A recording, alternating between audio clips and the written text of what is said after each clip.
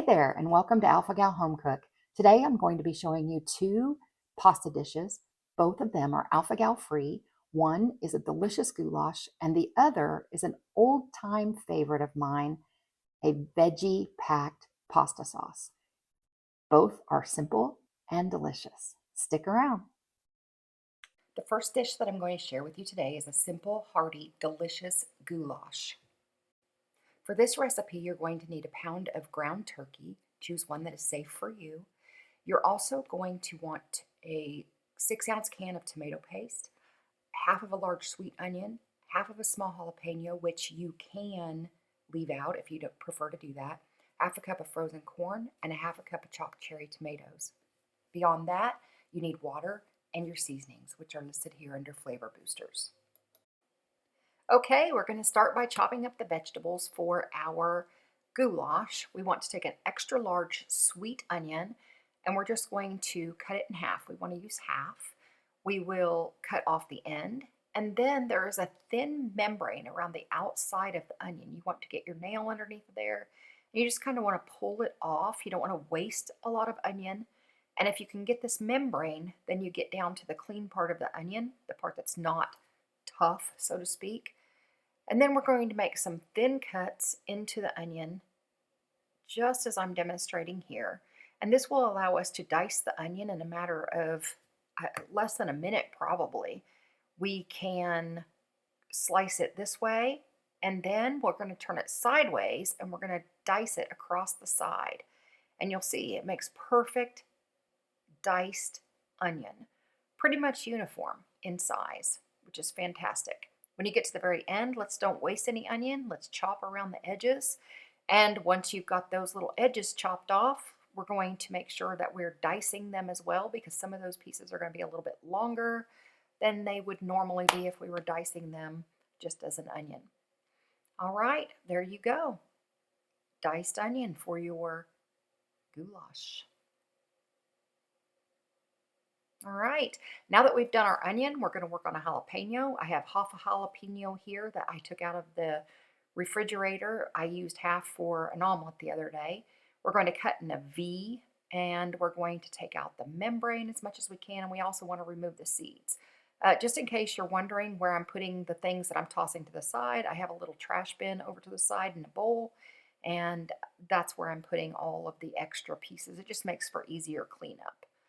So we're going to slice and then dice this jalapeno so that we can create a small dice for our goulash. I would like to say at this point that one of the reasons why I did a voiceover is because I have a dachshund, and that little dachshund likes to bark a lot. All right, so here we have what I think is going to be about a half a cup of cherry tomatoes once they are diced up a little bit. And I'm not going to make them too small. I'm going for maybe bite-sized pieces, maybe less than a bite size. I've found that if you cut them and then you cut them on the cut edge like I'm doing here, that they dice a lot easier than if you cut them from the skin side. So I'm just trying to make them kind of a similar size all across the board. All right, so we're getting ready to put our goulash together. We have the onions that we diced earlier, the tomatoes, and the jalapenos. We also have here half a cup of corn kernels. These are frozen, and 1 tablespoon of organic brown sugar. I have a can of tomato paste, which I opened for a short video that I made yesterday. And I have 73% lean Jennie-O ground turkey. This particular turkey has very few ingredients, as you can see. Turkey and rosemary extract. So if you have an issue with rosemary extract, this wouldn't be the turkey for you, but please choose one that is safe for you. All right, so what we're going to do now is put in about a tablespoon of olive oil, and that will get us started with sauteing our vegetables. So I'm going to put in a tablespoon of olive oil. And this pan is already heated. All right, the very first thing I'm going to do is cook off those onions for just a little bit. We want the onions to get just slightly translucent, and this should take probably a minute, maybe less. I do have my gas stove turned to a 5, and this heat level will depend on the range or oven that you are using. So I'm not adding any other seasonings at this point because we are going to add these seasonings in the turkey. Now the jalapeno and the onion you can adjust to your own taste. If you don't like one or the other or both, leave them out. Use something else or nothing at all. It doesn't really matter. Using onions or garlic or jalapenos, whatever it is that you're using from the very beginning to build their flavors, that's what your pasta sauce is going to taste like. The first thing we want to do is kind of sear off or saute the ingredients that we've prepared here, the tomatoes, the onions, and the jalapeno. Now I'm going to add in my tomatoes, and I'm going to cook these for a few minutes. I like to have the vegetables tender, but a little bit of a bite to them. If you don't like your vegetables to have some, crunch is a strong word, but if you don't like them to have a little bit of a bite to them, then you can obviously cook them off a little bit longer. So I have a bowl here, and I'm going to transfer all of this herbaceous goodness, onions, jalapenos, I guess they're not herbs, but we're going to transfer all of these to a bowl. And now we're going to start to cook off our turkey. I'm going to let the meat cook off just a little bit before I start adding the seasonings, because I would like the seasonings to absorb into both the meat and the sauce. So just to make it simple for myself, usually I measure out my ingredients ahead of time, and then I add them partway through the meat cooking process for the turkey, so that they only have to be added once. I don't have to go back and measure all the things, and they flavor both the meat and the seasoning. I'm sorry, the sauce. So let's go with this. All right, I'm going to add some seasonings now.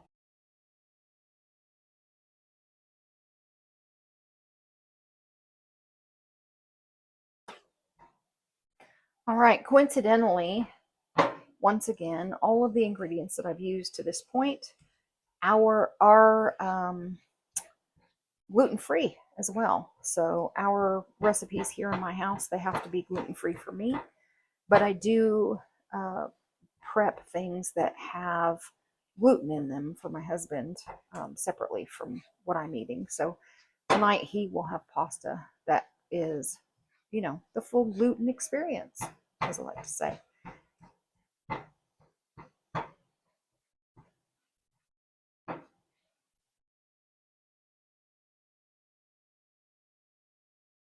Okay, the meat from the turkey is browning nicely.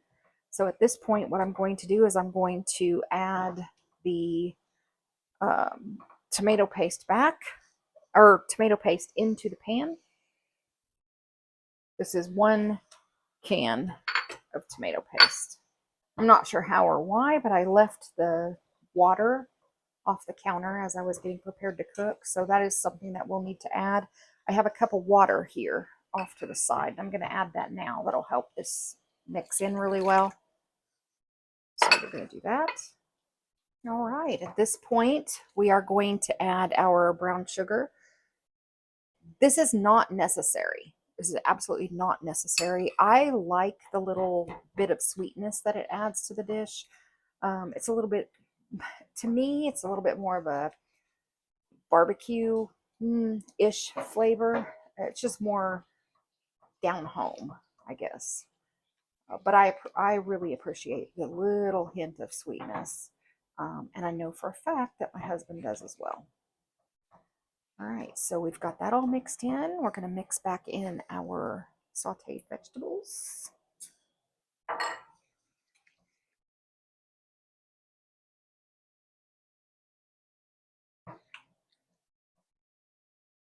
It's looking good.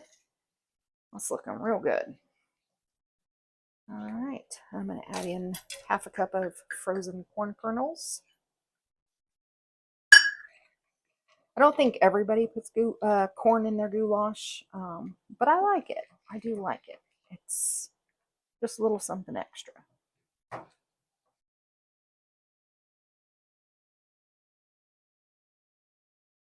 All right, that's tasting really good.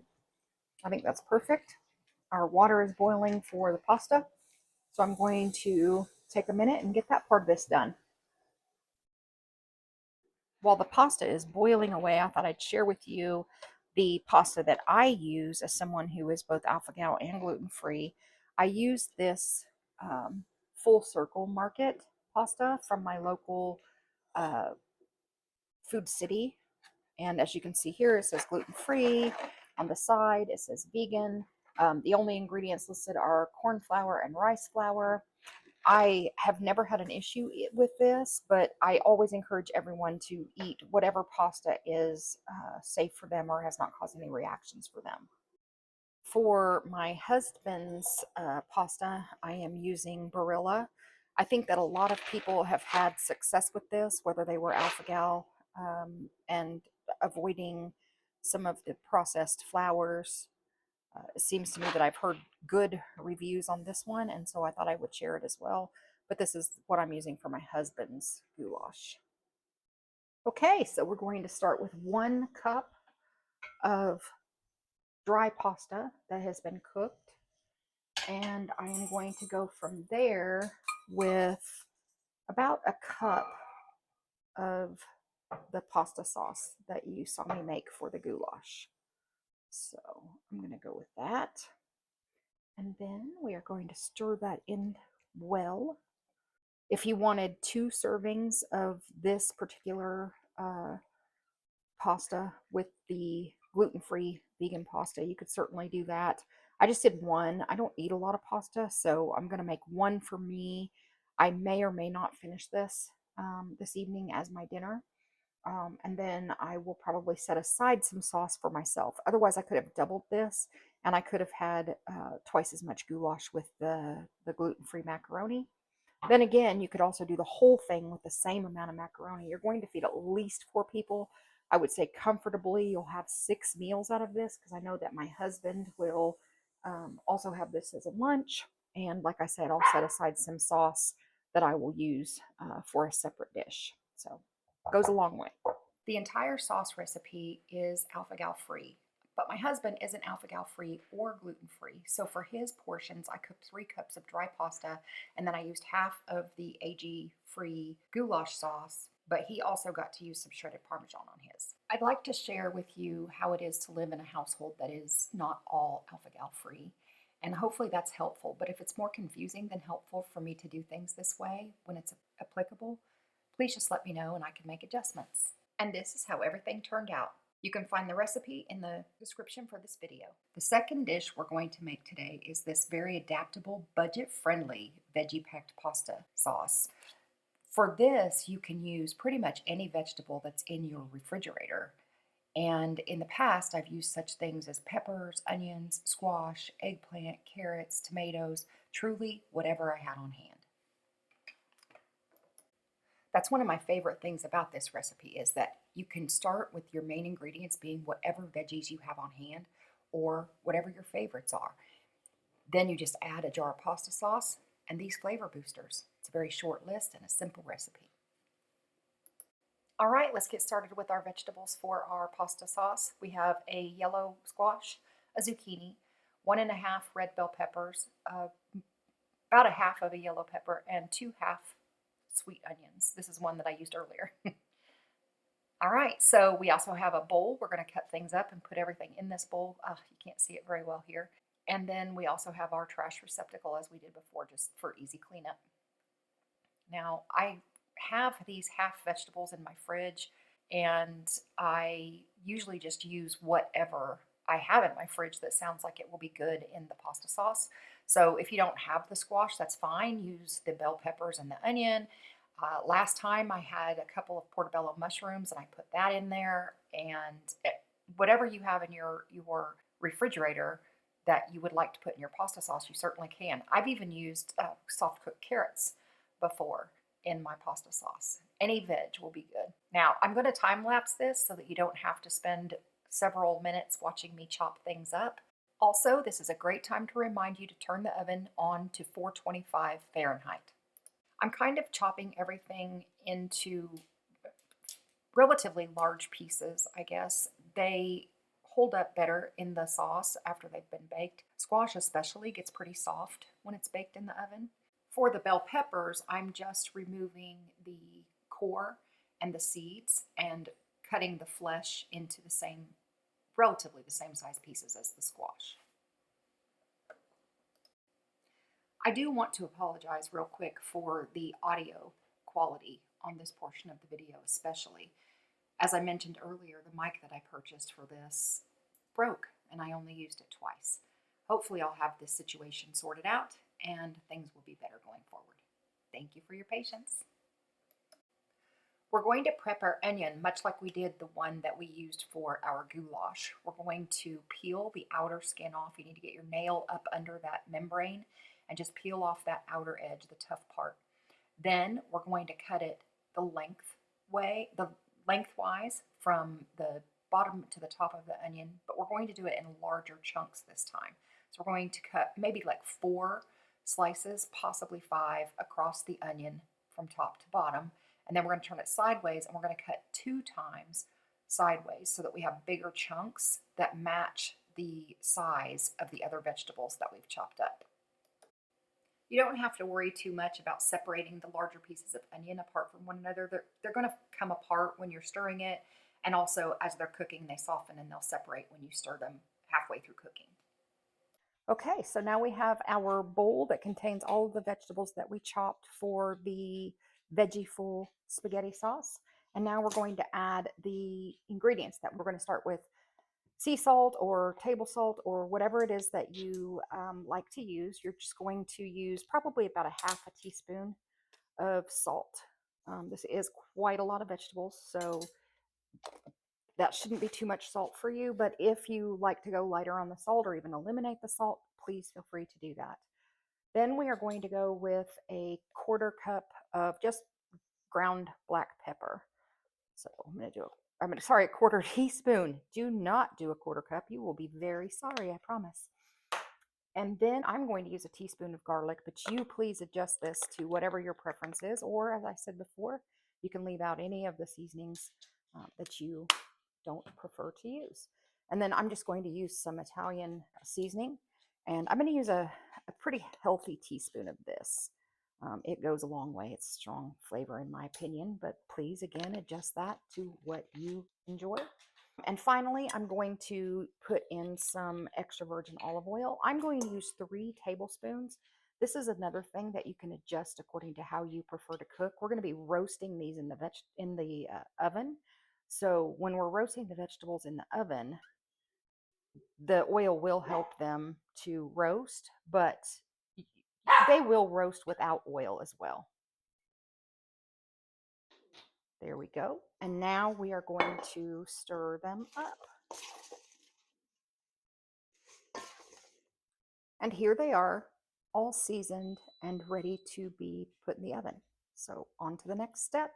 I use a large sheet pan for roasting my veggies, and this one is about 25 years old. I cover it with foil, and the oil that's on the veggies helps to keep them from sticking to the foil as it cooks. It's also very easy for cleanup. I'll put these in the oven for about 30 minutes, check them, stir them, and then let them cook a little bit longer based on how done I think they are. Okay, so this is what the veggies look like after cooking for 30 minutes in my oven.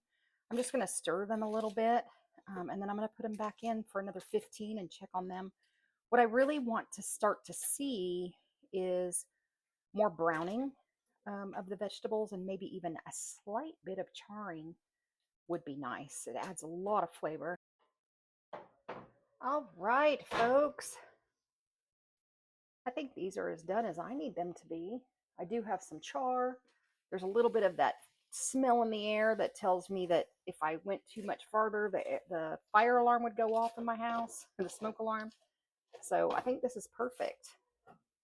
You can always go for a little bit more char if that's what you want, but I am loving the color of these vegetables. So this is it. We're going to use this in our pasta, and my taste buds will be super happy. Okay, we're hopping to the future just a little bit. I have the turkey already prepared. I cooked it exactly the same way as I did the turkey for the goulash, except it has a different seasoning concoction, which I will share with you here. And then we are going to use the vegetables that I made yesterday. And we are going to use Newman's Own pasta sauce. This one I've found is quite delicious, and it has minimal ingredients. It has tomato puree, water, tomato paste, diced tomatoes in tomato juice, green bell pepper, mushrooms, extra virgin olive oil, carrot puree, red bell peppers, sea salt, basil, garlic, onions, citric acid, black pepper, parsley, oregano, and that is it, it looks like. All right, so we have our turkey. It has been cooked, as I said. I cooked it partially and then added the seasonings, and as you can see, there's quite a lot more seasoning in this. This is also only half a pound of meat, and the reason that we're doing that is because we have a lot of vegetables to add to the dish, and we really don't need a lot of turkey in it. You could even leave the turkey out and just go with the vegetables. Oh my gosh, my camera wasn't running. I am sorry. I have had some technical difficulties this week. For one, the mic that I bought and used twice broke and doesn't work anymore. So what I did was I put in the vegetables that we made yesterday. I stirred them into the meat. I warmed them first because they'd been in the refrigerator, and I didn't want to overcook the turkey if I had to reheat the vegetables all the way through. So I warmed those up in the microwave, I stirred them in with the meat, and then I added the pasta sauce. I put the whole jar in here. What I had been trying to say was that this is a lot of pasta sauce. You can also leave the turkey out. There's like I said, a half a pound of turkey, but you could just do it with the vegetables and the sauce. It's fantastic. The seasonings are strong enough in the meat that they flavor the sauce as well, just a little bit, because this sauce has a very fresh taste, and I really don't think that it needs a lot added to it, but you can spice it up some more, season it up any way you want. So this will make at least enough food for 4 people. So tonight we will have some pasta with this sauce on it, and then I will freeze half of it, and we'll have another night's worth of pasta sauce in the freezer. This recipe could easily feed 4 to 6 people depending on their appetites. And one of my favorite things about it is that it freezes well. So if you mix up a batch, you can always freeze it for future meals. Okay, so those are the 2 recipes that I wanted to share with you today. One thing that I did want to call out is the Newman's Own pasta sauce. I found that at Walmart, and it was less than $2. It is much cheaper than many of the alpha-gal friendly pasta sauces that you'll find, and clean pasta sauces just in general. I've seen them anywhere from $3 or $4 all the way up to $8 or $9 a jar, and sometimes a small jar. So just something to keep in mind. Thank you for watching today, and next time I'd like to shake things up a little bit. I have shown you 3 recipes made with ground turkey, and I think next time I would like to share some rice bowls or rice dishes. I'll make a teriyaki chicken bowl, a shrimp veggie bowl, and a quick and easy veggie and shrimp stir-fried rice. So, see you next time.